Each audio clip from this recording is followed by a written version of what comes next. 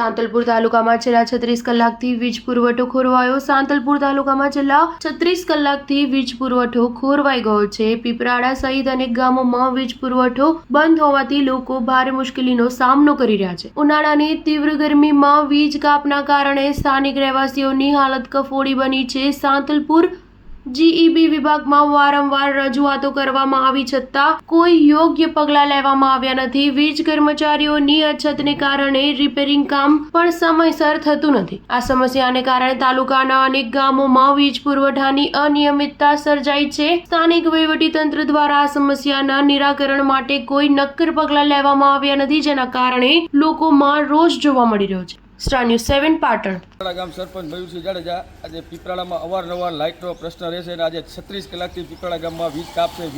કેવી રીતે લાઇટ જાય છે એની કોઈ ખબર નથી. અને જીબીના હેલ્પર સાંતલપુર તાલુકામાં માત્ર 3 જ જણા છે. આપણે હેલ્પરને ફોન કરીએ તો હેલ્પર ફોન ન ઉઠાવે. આપણે સાંતલપુર જવું પડે. અવારનવાર આવા લાઇટના ધાંધિયા થતાં પીપરાડા ગામમાં લાઇટની મોટી તકલીફ પડે છે.